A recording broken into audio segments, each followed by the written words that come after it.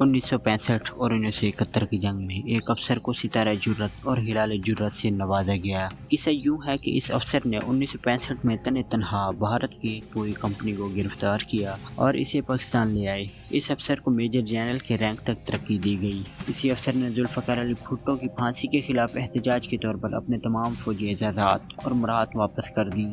اس افسر نے فوج چھوڑنے کے بعد بھی افغانستان میں سوویت جنگ میں اپنا کردار ادا کرنا جاری رکھا۔ یہی ریٹائرڈ میجر جنرل 1993 میں بے نظیر حکومت میں وزیر داخلہ بنائے گئے، وہ نصیر اللہ بابر تھے۔ 15 فروری 1989 کو روسی فوج کا آخری قافلہ افغانستان میں دریائے آمو عبور کر گیا اور تباہی و بربادی کی داستان پیچھے چھوڑ کر روس چلا گیا۔ امریکہ اور روس، جن کے درمیان سپر پاور بننے کے لیے افغانستان میں 10 سال پراکسی جنگ جاری رہی، اب ان مسائل سے الگ ہو کر ماسکو اور واشنگٹن کے سرد موسم میں مطمئن بیٹھ گئے۔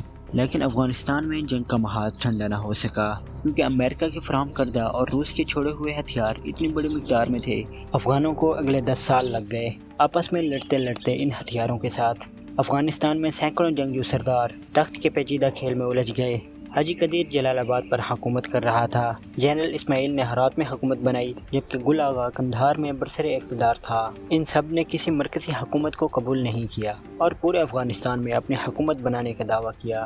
اس صورتحال میں سعودی عرب اور پاکستان نے مکہ مکرمہ میں افغانوں کے بڑے جنگجو سرداروں کا اجلاس بلایا۔ خانہ کعبہ کے سائے میں ایک معاہدہ طے پایا کہ جنگجو سردار اپنی داخلی لڑائی ختم کریں گے اور تباہ کن روسی ہتھیار واپس کریں گے، لیکن یہ معاہدہ بنیادی طور پر پشتونوں اور تاجک دھڑوں کے درمیان صدیوں پرانی دشمنی کی وجہ سے ناکام ہو گیا۔ تاجکوں اور پشتونوں کے درمیان 2 گروپ نمایاں تھے جو افغانستان پر قبضے کے لیے ایک دوسرے کے آمنے سامنے آ گئے۔ تاجک کمانڈروں میں افغان صدر برہان الدین ربانی اور ان کے وزیر دفاع احمد شاہ مسعود شامل تھے، جبکہ پشتون دھڑے کی قیادت گلبدین حکمت یار کر رہے تھے۔ پاکستان اور سعودی عرب کے ان تمام دھڑوں سے تعلقات تھے، لیکن گلبدین حکمت یار کے ساتھ 2 وجوہات کی بنا پر مضبوط رابطے تھے۔ پہلی یہ کہ گزشتہ 300 سالوں سے افغانستان پر پشتونوں نے حکمرانی کی تھی اور وہ آبادی کا 40% تھے۔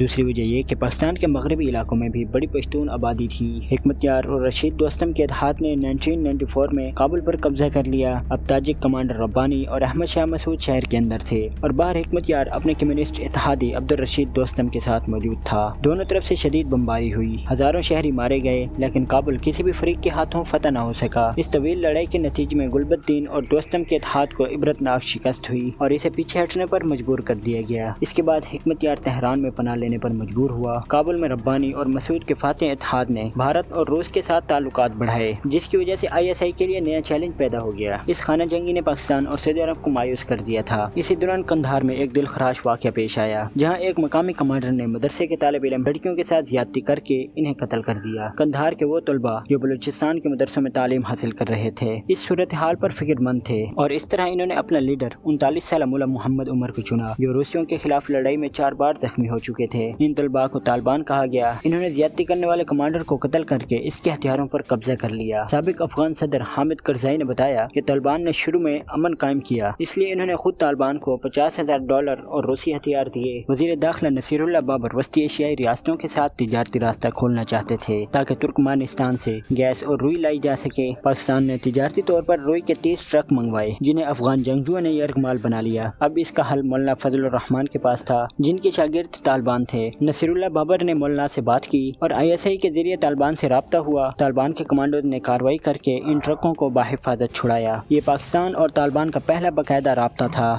جہاں سے انہیں سعودی امداد بھی ملنا شروع ہوئی۔ ستمبر 1995 تک طالبان نے ہرات اور پھر 1996 میں کابل فتح کر لیا۔ طالبان کی اچانک طاقت کی ایک بڑی وجہ امریکی کمپنی یونوکول کی حمایت بھی تھی۔ اس کمپنی کا اربوں ڈالر کا گیس پائپ لائن منصوبہ تھا اور یہ امریکی انٹیلیجنس کا ایک آلہ تھی۔ اس کمپنی نے طالبان کے قبضے سے پہلے ہی قندھار میں دفاتر قائم کر لیے تھے، جو اسامہ بن لادن کے کمپاؤنڈ کے بالکل سامنے تھے۔ احمد شاہ مسعود نے دعویٰ کیا تھا کہ یہ کمپنی طالبان کو مالی امداد دیتی تھی۔ دلچسپ بات یہ ہے کہ 9/11 کے بعد حامد کرزائی، جو اسی کمپنی کے کنسلٹنٹ تھے، افغانستان کے صدر بنے۔ پاکستان پر پرسلر ترمیم کے تحت پابندیاں لگی ہوئی تھی اور امریکہ F-16 طیارے نہیں دے رہا تھا۔ بے نظیر بھٹو نے 1995 میں امریکہ کا دورہ کر کے تعلقات بحال کیے۔ انہوں نے ISI کے ذریعے ورلڈ ٹریڈ سینٹر حملے کے ملزم رمزی یوسف کو گرفتار کر کے امریکہ کے حوالے کیا، اقوام متحدہ کے امن مشنوں ہیٹی اور صومالیہ میں پاکستانی فوج بھیجی۔ ان کوششوں سے براؤن ترمیم منظور ہوئی جس سے پاکستان کی امداد بحال ہوئی اور $120 ملین کا اسلحہ ملا۔ سب سے اہم کامیابی یہ تھی کہ بے نظیر نے پاکستان کو دہشت گرد ریاستوں کی فہرست میں شامل ہونے سے بچا لیا۔ بے نظیر بھٹو کے لیے داخلی سطح پر سب سے بڑا چیلنج کراچی تھا، جہاں الطاف حسین کے ساتھ اتحاد ختم ہو چکا تھا۔ اس محاذ کو سنبھالنے کے لیے انہوں نے نصیر اللہ بابر کو چنا۔ عمران خان نے بھی سیاست میں آنے کا اعلان کیا۔ پی ٹی وی اور پی ٹی آئی کے قیام کا باعث کیسے بنے، بے نظیر کے پاس واپسی پر کیا راز تھا اور آپریشن کراچی کی کہانی کیا تھی، یہ سب کچھ اگلی ویڈیو میں دکھائیں گے۔